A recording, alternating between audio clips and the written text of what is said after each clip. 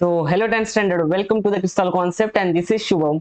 और मैं आज आपके लिए लेके आया हूँ 10th स्टैंडर्ड का मैथ्स 2 का मतलब ज्योमेट्री जिसको हम बोलते हैं, उसका फर्स्ट यूनिट टेस्ट के लिए 20 मार्क्स का क्वेश्चन पेपर। अब इस क्वेश्चन पेपर में क्या होने वाला है, इस क्वेश्चन पेपर को हम लोग पूरा का पूरा सॉल्व करेंगे। जितने इंपॉर्टेंट क्वेश्चन है इसमें से वो ज्यादा स्पेशल तरीके से, ज्यादा सिंपल तरीके से मैं आपको एक्सप्लेन करने की कोशिश जरूर करूंगा और आपका यूनिट टेस्ट बेहतर बनाने की जरूर कोशिश करूंगा। तो आई होप सो ये सेशन आपको पसंद आएगा और मेरे साथ बनिए रहिएगा इस सेशन में और अपनी प्रैक्टिस को एक कदम और आगे लेके जाइएगा। तो सबसे इंपॉर्टेंट बात कि चैनल पे ये पूरा क्वेश्चन पेपर है हमारा, देख लो आप ऊपर से ओवरव्यू ले सकते हो कि हम लोग किस टाइप के क्वेश्चंस करने वाले हैं। और चैनल पे हमारे सब्सक्राइबर तो ठीक ठाक है, अच्छे कर रहे हैं आपकी कृपा से, बट हमें इसको 20 के तक लेके जाना है, तो आई होप सो आप ये काम करवा लोगे, ठीक है ना। चलो बिना टाइम गवाए हम क्वेश्चन पेपर पे आ जाते हैं। तो अगर हम बात करेंगे क्वेश्चन पेपर की, look at this this is your first question और ये पहला क्वेश्चन आपको 2 मार्क्स के लिए पूछा गया। इसमें 2 क्वेश्चन है आपके लिए एमसीक्यू। क्या दिया है क्वेश्चन के अंदर, देखो अच्छे से। क्वेश्चन के अंदर दे रखा है ट्रायंगल एबीसी और ट्रायंगल डीईएफ, और दोनों ट्रायंगल बोले हैं इक्विलेटरल ट्रायंगल है। अगर दोनों ट्रायंगल पहले से बोल के रखा है बोथ ट्रायंगल्स आर इक्विलेटरल, इसका मतलब दोनों ट्रायंगल के अंदर सारे एंगल 60 डिग्री के। और अगर दोनों ट्रायंगल के अंदर सारे एंगल सेम है, इसका मतलब दोनों ट्रायंगल पहले से ही सिमिलर ट्रायंगल है। ये बात तो समझ में आती है ना। तो अगर दो ट्रायंगल पहले से ही सिमिलर है, अगर दोनों ट्रायंगल पहले से ही सिमिलर है, तो उनके जो एरिया का रेशियो होता है, उन ट्रायंगल्स के जो एरिया का रेशियो होता है, जैसे कि एरिया ऑफ ट्रायंगल हम बात करेंगे एबीसी किस upon area of triangle DEF, बराबर। उनके एरिया का रेशियो किसके बराबर होता है, उनके करस्पॉन्डिंग साइड के स्क्वायर के रेशियो के बराबर। समझाता हूं कि जैसे कि यहाँ की ऊपर की साइड अगर मैं ए बी लेता हूं तो नीचे की साइड क्या लूंगा, डीबी डीई। तो ये हो जाएगा ए बी का स्क्वायर अपॉन डीई का स्क्वायर। और ये कब होता है, जब दोनों ट्रायंगल सिमिलर। और सिमिलर कैसे पता चला कि दोनों ट्रायंगल कैसे इक्विलेटरल ट्रायंगल है। चलो भाई, अब आप देख सकते हो कि आपको यहाँ पे एरिया का रेशियो दे रखा है 1.2। आप देख सकते हो यहाँ पे एरिया का रेशियो कितना दे रखा है 1.2। तो यहाँ पे एरिया का रेशियो ले लिया मैंने 1/2। इसी में से आपको यहाँ पे ए बी का वैल्यू दे रखा है, ए बी का वैल्यू दे रखा है 4, तो ये हो जाएगा आपका 4 का स्क्वायर अपॉन यहाँ पे नीचे डीई निकालना, तो डी वैसे का वैसे रखेंगे। सही है। अब क्या करना, सिंपल सा काम करना। देखो यहाँ पे स्क्वायर है तो मेरे को ये स्क्वायर हटाना बहुत जरूरी है, तो मैं दोनों तरफ स्क्वायर रूट ले लूंगा। क्या ले लूंगा, स्क्वायर रूट। तो टेक, हालांकि हमें तो ऑप्शन क्लिक करना है बट कॉन्सेप्ट पता होना जरूरी है ना। Take square root both side. तो 1/2 का स्क्वायर रूट क्या होगा, देखो 1 का स्क्वायर रूट तो 1 ही होता है, लेकिन 2 का स्क्वायर रूट हो जाएगा √2। ठीक है। उसी तरीके से 4 का स्क्वायर रूट 4 और डीई का स्क्वायर रूट हो जाएगा डीई, स्क्वायर हट जाएगा ऊपर का। अब हम यहाँ पे करेंगे क्रॉस मल्टीप्लाई, तो डीई यहाँ चला जाएगा एंड √2 यहाँ चला जाएगा। तो यहाँ पे हमें डीई का वैल्यू मिल जाएगा 4√2। सिंपल है। ये हमारा आ गया डीई का value which is equal to 4√2। सही है। तो ऑप्शन नंबर अगर आप यहाँ पे अच्छे से देखोगे, option number D that is 4√2 आपका मैच कर जाएगा। नेक्स्ट क्वेश्चन की तरफ बढ़ते हैं। क्या है नेक्स्ट क्वेश्चन, नेक्स्ट क्वेश्चन है find the perimeter of square. Find the perimeter of square. Square का आपको निकालना है पेरीमीटर, बराबर ना।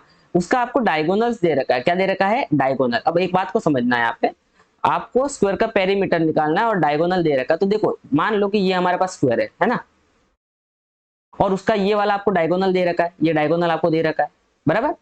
अब मैं क्या करूंगा, इस डायगोनल के मदद से स्क्वायर की किसी भी एक साइड को निकाल दूंगा, किसी भी एक साइड को जो हमें नहीं पता उसको निकाल दूंगा, और उस साइड को मैं मल्टीप्लाई कर दूंगा किससे, 4 से। क्यों करूंगा 4 से मल्टीप्लाई, क्योंकि हमें पेरीमीटर पूछा है। सही है ना। तो हम लोग क्या करेंगे, पहले एक स्क्वायर बना लेते हैं ऐसा सुंदर सा, ये देख, बराबर। और इस स्क्वायर का आपको डायगोनल दे रखा है, लेट से ये डायगोनल हमें दे रखा है कितना, 10√2। सही है। आपको पता स्क्वायर में एक हर एंगल 90 डिग्री का होता है, ये एंगल 90 डिग्री ले लेते हैं। लेट्स से कि मैं स्क्वायर के ये वाले एक जो ट्रायंगल बन रहा है ना आपके सामने, ये एबीसी नाम का ट्रायंगल, इसको मैं नाम दे दिया एबीसी। ठीक है। अब अगर अच्छे से ऑब्जर्व करेंगे तो ये आपका हाइपोटेनियस होगा, है ना। तो पाइथागोरस थ्योरम आई होप सबको लगाने आता है। क्या होता है पाइथागोरस थ्योरम, हाइपोटेनियस का स्क्वायर मतलब 10√2 का स्क्वायर, बराबर, is equals to A B का स्क्वायर प्लस बी सी का स्क्वायर। लेकिन आपको पता है कि अगर स्क्वायर है तो स्क्वायर में चारों साइड सेम होती है, तो यहाँ पे मैं क्या ए बी और बी सी को सेम लिख सकता हूँ, यस। और सेम लिख के दोनों को मान लेता हूँ ए, लेट बोल देता हूँ कि भाई जो ए बी और बी सी का वैल्यू है मैंने मान लिया ए। तो यहाँ पे मैं लिखूंगा ए बी स्क्वायर मतलब ए का स्क्वायर और बी सी स्क्वायर मतलब ए का स्क्वायर, क्योंकि दोनों सेम ही तो है ना। ठीक है। अब क्या करेंगे, स्क्वायर करेंगे तो ये हो जाएगा 100 और √2 का स्क्वायर हो जाएगा आपका 2, और यहाँ पे देखो ए स्क्वायर हो जाएगा 2 का स्क्वायर, सही है। अब 2 से 2 कैंसल, दोनों तरफ स्क्वायर रूट लेंगे तो ये ए बचेगा, और 100 का स्क्वायर रूट होता है 10, तो ए का वैल्यू आ गया हमारा 10।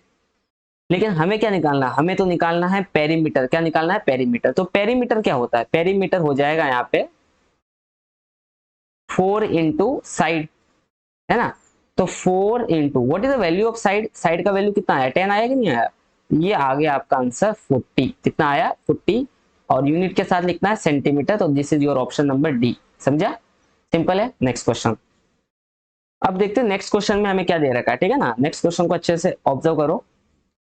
The ratio of corresponding sides of similar triangle is 3/2। दो ट्रायंगल है और दो ट्रायंगल पहले से सिमिलर है, तो उनके करस्पॉन्डिंग साइड का रेशियो 3/2 है। तो व्हाट इज द एरियाज, तो आपको पता है कि अगर दो ट्रायंगल सिमिलर है, if two triangles are similar, two triangles आपको दे रखा है ना, टू ट्रायंगल्स आर सिमिलर, अगर दोनों ट्रायंगल पहले से सिमिलर है तो उनके एरिया का रेशियो, मतलब दोनों ट्रायंगल के एरिया को लेट से पहले ट्रायंगल का एरिया ए मानते हैं और दूसरे ट्रायंगल का एरिया हम लोग A2 मान देते हैं, ठीक है ना। किसके बराबर होता है, उनके करस्पॉन्डिंग साइड के स्क्वायर के रेशियो के बराबर।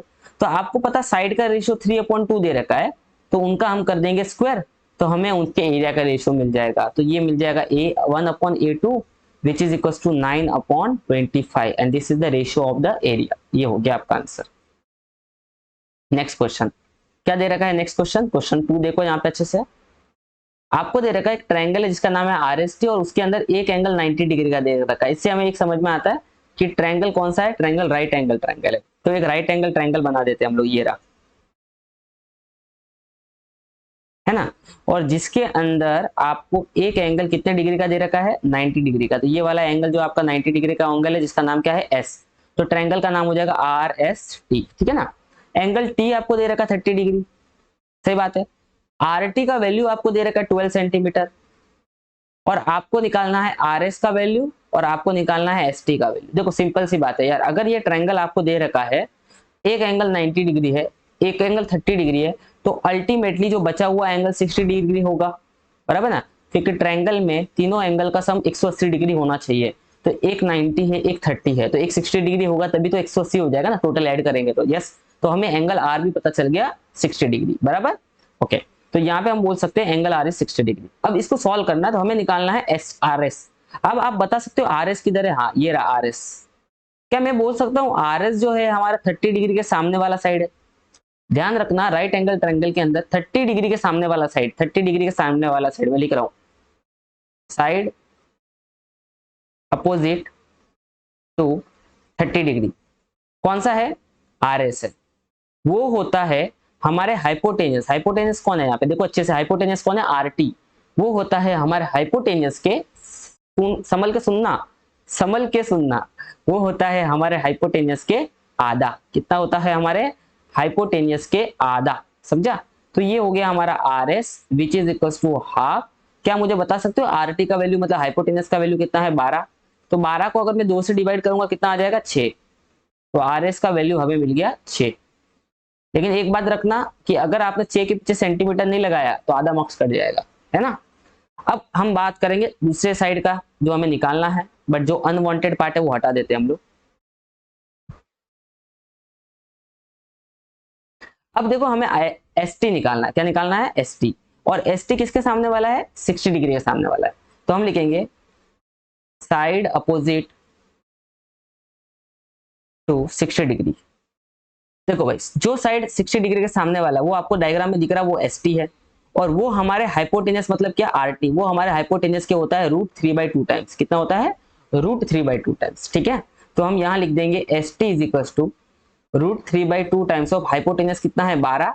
12 को अगर 2 से डिवाइड करूंगा 6 बचेगा, तो ऊपर √3 पहले से है, तो 6√3 आंसर आ जाएगा। लेकिन मैंने जैसे पहले बताया कि अगर आपने यूनिट नहीं डाला तो आपका आधा मार्क्स कट जाएगा, ठीक है। ये हो गया हमारा इसका भी आंसर, ठीक है। अब कुछ आगे की हम बातें करते हैं, ठीक है, आगे बढ़ते हैं नेक्स्ट की तरफ। अभी सबसे इंपॉर्टेंट बात है कि अपना एक टेलीग्राम का चैनल है, और टेलीग्राम का लिंक मैंने आपको यहाँ पे दे रखा है, ठीक है। तो जल्दी से जाओ टेलीग्राम के चैनल को ज्वाइन कर लो। वहां पे हम क्या करते हैं, जो भी हमारे नए वीडियोस आने वाले हैं या जो भी एग्जाम रिलेटेड पर्टिकुलर जो वीडियोस होता है मेरे को लगता है बहुत इंपॉर्टेंट है, मैं आपके साथ वहां पे शेयर करता हूँ। तो फटाफट जाके लिंक डिस्क्रिप्शन में मैंने टॉप पे दे रखी है, ज्वाइन कर लो, ठीक है, टेलीग्राम चैनल को। आगे दूसरी बात है कि अपने इस चैनल के ऊपर अब तक बहुत सारे वीडियोस हम लोग ने अपलोड किए, जैसे क्वेश्चंस पेपर के अगर आप वीडियो देखोगे तो फर्स्ट यूनिट टेस्ट के आपको दिख जाएंगे, बहुत सारे वीडियोस अपलोडेड है चैनल के ऊपर, तो आप उससे वंचित ना रहो, तो उसका लिंक भी मैं आपको डिस्क्रिप्शन में दे दूंगा। और उसके इंपॉर्टेंट साइंस के बहुत सारे वन शॉट आईएमपी मैंने दे रखे हैं, ठीक है। और अगर आप मुझे बोलोगे कि साइंस के कौन से चैप्टर का आपको आईएमपी चाहिए, वन शॉट आईएमपी, तो आप कमेंट करके बता दो, तो मैं वो भी आपको प्रोवाइड कर दूंगा। बट देखो ग्रेविटेशन पे ये तो 9.3 पुराना फोटो है, अभी 11 के व्यूज हो चुके हैं, मतलब बहुत लोगों ने इसको देखा है, तो आप भी जाके जल्दी से इस वीडियो को देख लो, और लिंक सारे मैं डिस्क्रिप्शन में आपको दे दूंगा, ठीक है। नेक्स्ट क्वेश्चन की तरफ बढ़ते हैं हम लोग। देखो क्या है नेक्स्ट क्वेश्चन। ये सिंपल सा एक्टिविटी बेस्ड क्वेश्चन है। एक्टिविटी बेस्ड क्वेश्चन में यहाँ पे तो कुछ नहीं करना हमें। देखो आपको दे रखा है कि भाई पैरेलल है, A B parallel C D के है, और ई एफ के पैरेलल, मतलब ये तीनों लाइन जो दिख रही है आपको, ये लाइन पी क्यू आर नाम दे देता हूँ मैं अपने से, पैरेलल है एक दूसरे से। तो अब जब लाइन पैरेलल होती है तो ये जो ए सी दिख रहा है, ए सी अपॉन सी ई, क्या लिखेंगे, A C upon C E, which is equals to B D upon D F, तो B D upon D F, ठीक है ना। Properties of three parallel line की ये प्रॉपर्टी है। अब यहाँ पे वैल्यूज पुट करनी है, तो क्या यहाँ पे कोई वैल्यूज दे रखी है हमें, यहाँ पे देखो बी डी का कोई वैल्यू दे रखा है यहाँ पे, इन लोग ने इधर 4, ओके, यहाँ पे हमारा क्या हो जाएगा, यहाँ पे बी डी का कोई वैल्यू है, यहाँ पे कोई बीडी का वैल्यू नहीं दे रखा है, तो हम लोग ना यहाँ पे बीडी का वैल्यू रैंडमली ले लेते हैं, ठीक है, कोई प्रिंटिंग मिस्टेक हुआ होगा, लेट से मैं 7.5 ले लेता हूँ, ठीक है। और अब इसको सॉल्व करके आपको डीएफ का वैल्यू निकालना, तो क्या करेंगे, क्रॉस मल्टीप्लाई कर ले लेंगे, तो डीएफ को यहाँ भेज देंगे, तो ओबियसली देखो डीएफ यहाँ आ गया। अब क्या हो जाएगा, 7.5 इंटू 9 अपॉन 5.4, इस तरीके से क्रॉस मल्टीप्लाई करके अपना आंसर आ जाएगा। अभी सिंपल सा देखो, 5.4 में एक पॉइंट है, 7.5 में भी एक पॉइंट है, तो मैं एक पॉइंट हटा दूंगा ऑब्वियसली 10 से मल्टीप्लाई करके, तो ये 75 हो जाएगा, नीचे 54 हो जाएगा, और इंटू 9 हो जाएगा। अब देखो 9 1 जा 9 6 जा, है ना।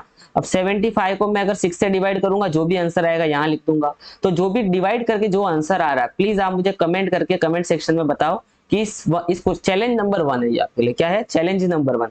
तो आपको कमेंट में C1 लिखना है, और जो भी आपका आंसर आया वो टाइप करना, ठीक है। मैंने आपको चैलेंज 1 दिया, मैं याद रखूंगा, देखते लोग कितने लोग सवाल का आंसर करते हैं। आगे ये आपको ट्रायंगल दे रखा है, और ट्रायंगल में बोला कि ए बी बी सी के बराबर है, मतलब ये जो ए बी साइड है वो हमारे बी सी के बराबर है, ठीक है ना, क्लियर है।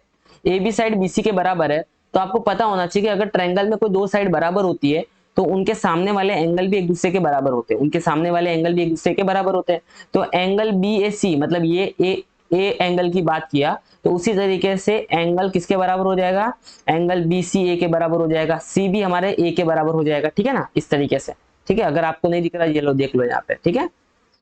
अब देखो ए बी हमारा बी सी के बराबर है, ए बी हमारा बी सी के बराबर है, तो एक एंगल 90 डिग्री दे रखा है, सही है, और दोनों एंगल, ये वाला एंगल इस वाले एंगल के बराबर है, दिख रहा है आपको, ये वाला एंगल हमारे इस वाले एंगल के क्या है, बराबर है। तो एक एंगल 90 डिग्री है, दोनों एंगल बराबर है, तो दोनों एंगल कितने होंगे, दोनों एंगल मिलकर 90 होंगे। और अगर दोनों एंगल बराबर है तो 90 का आधा आधा ही तो होंगे ना, एक होगा 45, दूसरा भी होगा 45, तो ये एंगल भी मेरा 45 डिग्री का होगा, और ये एंगल भी कितना डिग्री का होगा, 45 डिग्री का होगा। सिंपल है, क्लियर।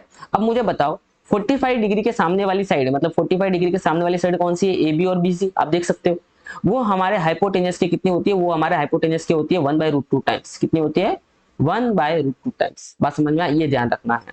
तो ये हो जाएगा 1/√2 टाइम्स।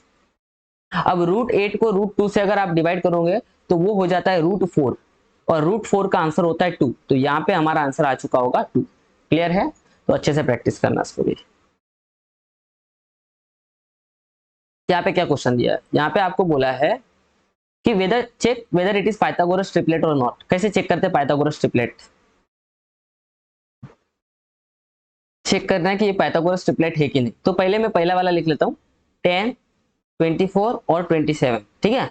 अब इसमें से क्या करना है, जो बड़ा है उसका स्क्वायर करना है सबसे पहले आपको, ये लो कर लिया, जो बड़ा है उसका स्क्वायर।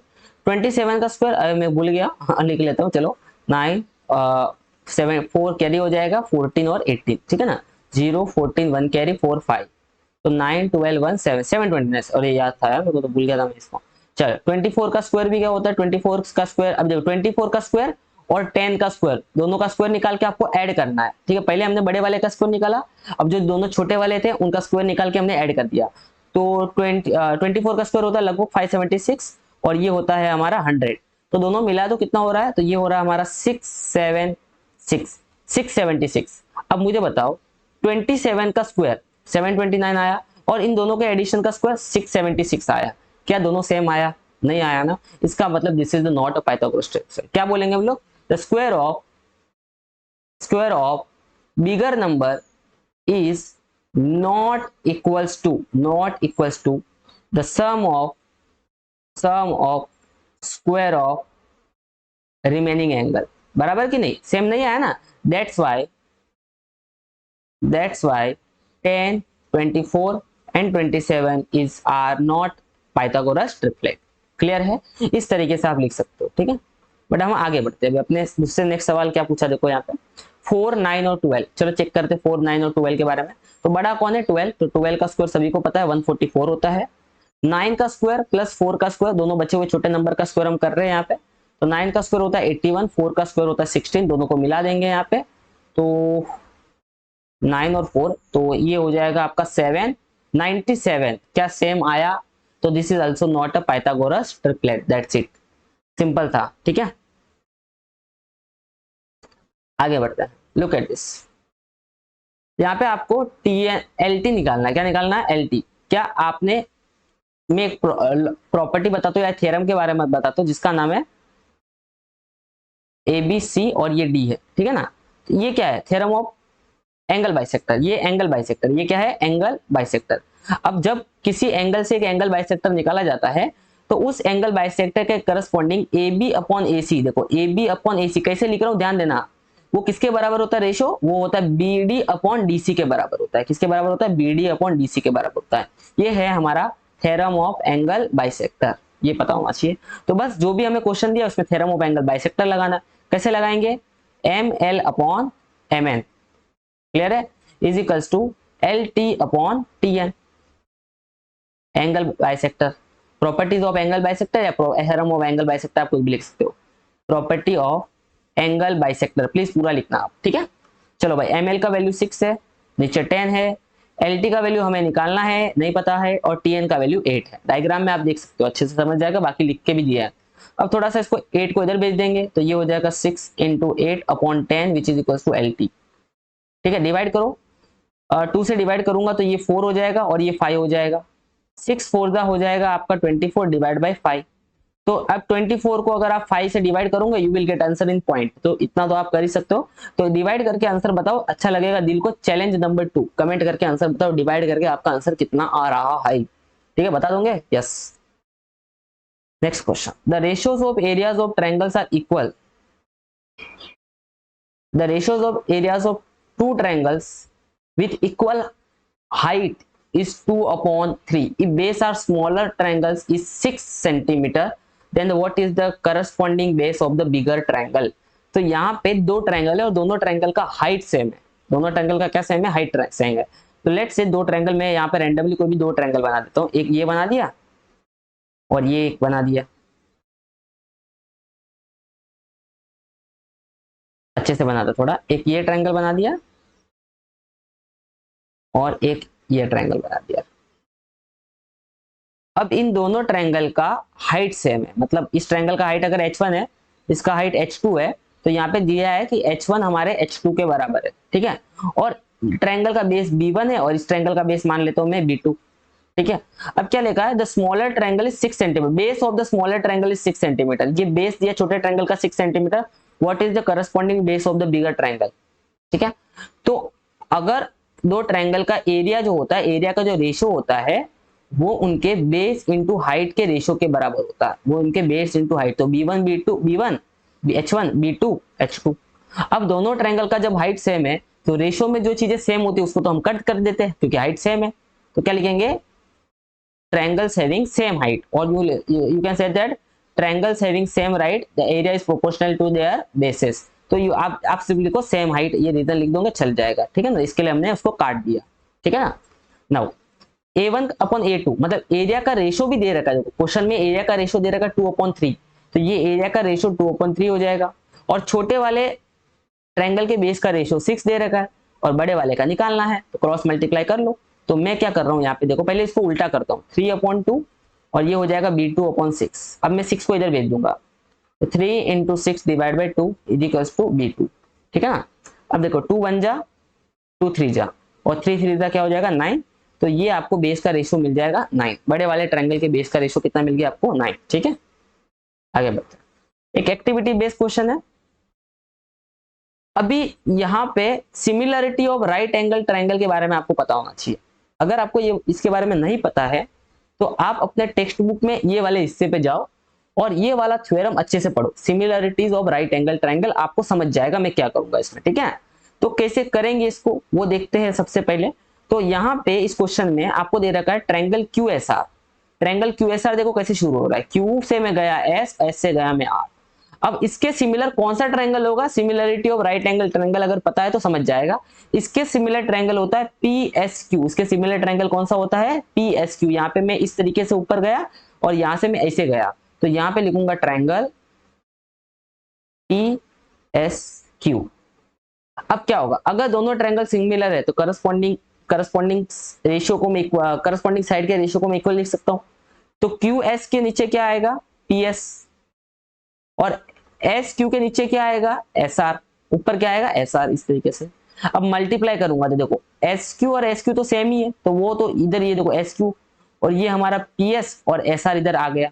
अब बताओ ये QS मिलके क्या हो जाएगा QS का स्क्वायर, है ना। और ये SR इंटू PS मिलके क्या हो जाएगा PS इंटू SR हो जाएगा।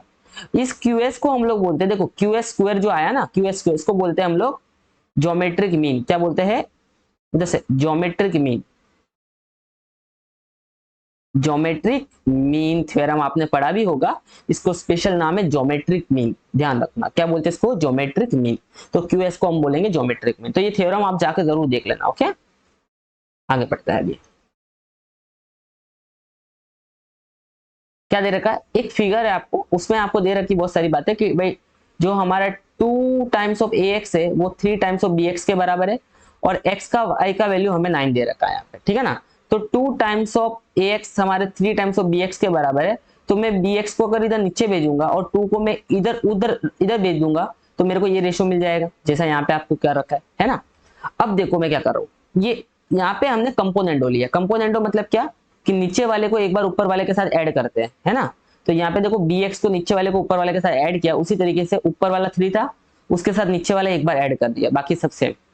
3 और 2 कितना हो जाएगा 5 और नीचे वाला हमारा आ जाए 2। तो AB/BX देखो ये रहा AB/BX, सही है, कितना आ गया 5/2 आ गया, ठीक है। अब ट्रायंगल BCA आपको दे रखा है सिमिलर ट्रायंगल BYX से, मतलब बड़ा वाला ट्रायंगल छोटे वाले ट्रायंगल से सिमिलर आपको दे रखा है by a test of similarities. तो इसका मतलब क्या हो जाएगा, इसका मतलब हो जाएगा कि जो आपका BA है वो किसके नीचे आएगा BX के नीचे, BA/BX is equals to AC है वो आपके XY के बराबर हो जाएगा, ये लिख दिया। अब BA/BX देखो ये रहा, BA का वैल्यू BA/BX कितना आया था 5/2, तो यहाँ पे हम डाल देंगे 5/2 और 9 को इधर मल्टीप्लाई में भेज देंगे, सही बात है कि नहीं। तो यहाँ पे 5/2 आ गया, यहाँ पे हमने 5/2 लिख दिया। अब 9 को इधर मल्टीप्लाई भेज देंगे तो ये हो जाएगा 5 × 9/2 इज इक्वल्स टू AC। अब प्रॉब्लम क्या है देखते हैं, चलो कर लेते हैं। 2 से 5 को डिवाइड करेंगे 2.5 हो जाएगा, और अगर मैं 9 को 2.5 से मल्टीप्लाई करता हूँ तो 9 5 45 और 4 कैरी फॉरवर्ड 18 और 4 22, तो आंसर आ रहा है 22.5। और यहाँ पे इन लोग ने 15 क्यों लिखा है समझ में नहीं आ रहा है। देखो सिंपल है यार, इसमें तो कुछ गलत होने की संभावना भी नहीं है। 5/2 ऊपर से मिला था, एक्टिविटी बेस्ड क्वेश्चन है, हमने 5/2 उसका वैल्यू जैसा था वैसा पुट किया, सॉल्व किया, आंसर 22.5 आ रहा है। इन लोग ने 15 लिख के रखा, आप कमेंट करके बता दो कि मैंने कुछ गलती किया हो तो, ठीक है। आगे बढ़ते हैं, सिंपल है। नेक्स्ट क्वेश्चन देखते हैं भी क्या है ये। इन ट्रायंगल PQR, तो एक PQR नाम का ट्रायंगल बना लेते हैं।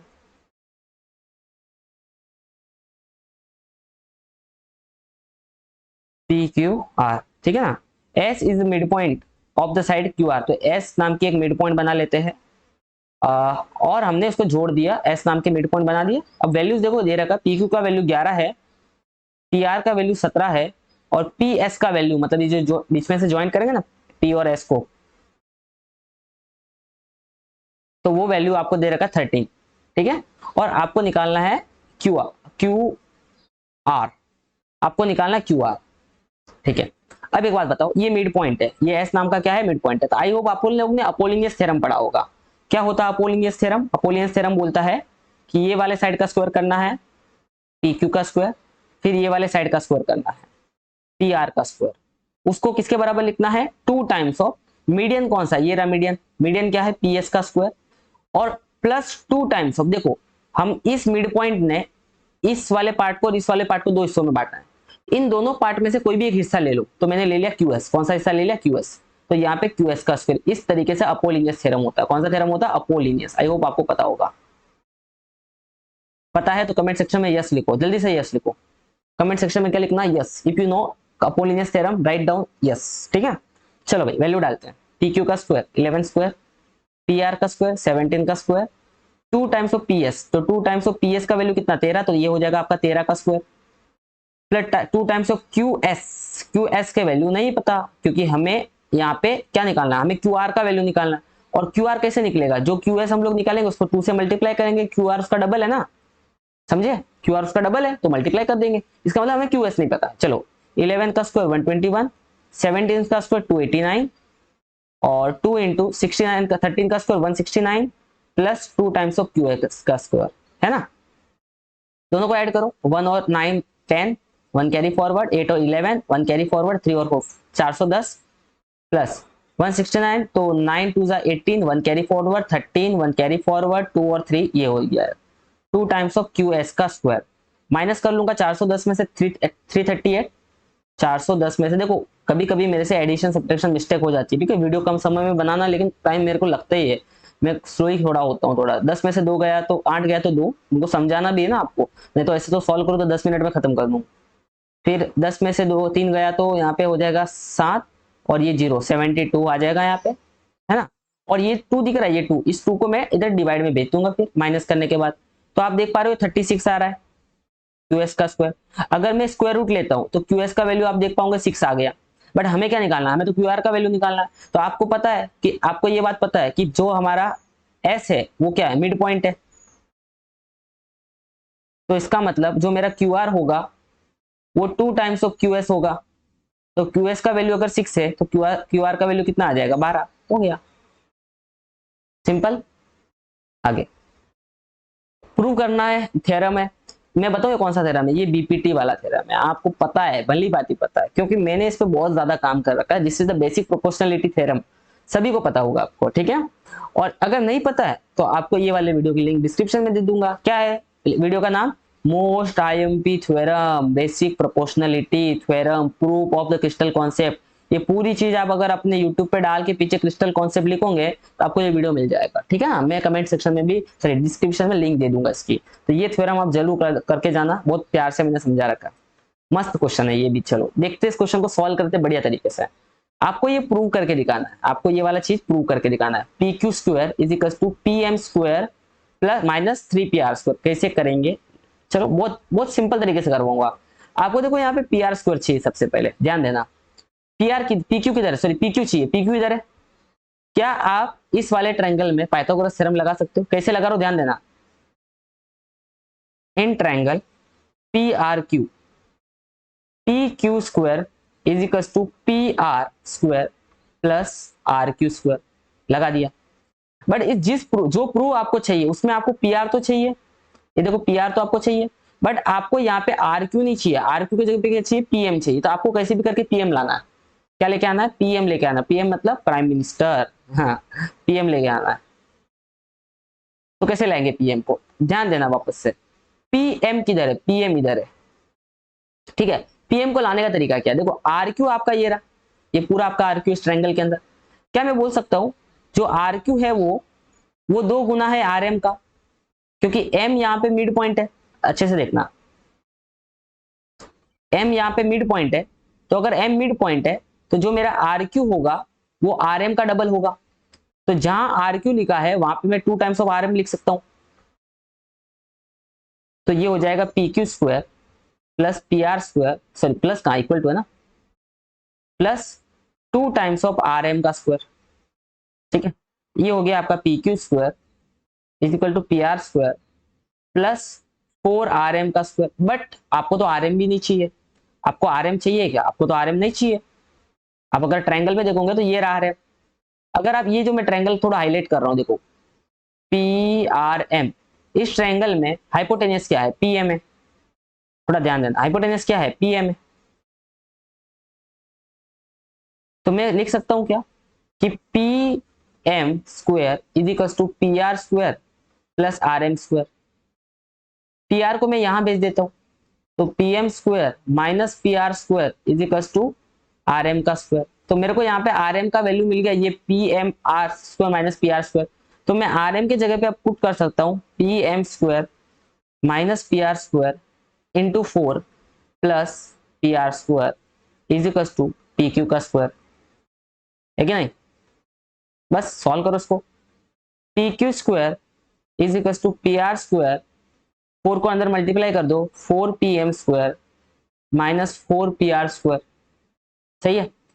पी आर स्क्वायर एक बार है और पी आर स्क्वायर 4 बार है, तो 4 में से एक गया तो 3 बचेगा, लेकिन बड़ा कौन है? 4, तो माइनस वाला 3 बचेगा। पीछे क्या बचेगा? 4 पी एम स्क्वायर बच जाएगा, और अब इधर क्या बच जाएगा? पी क्यू स्क्वायर बच जाएगा। क्या जो चाहिए था वो मिल गया, दैट्स इट।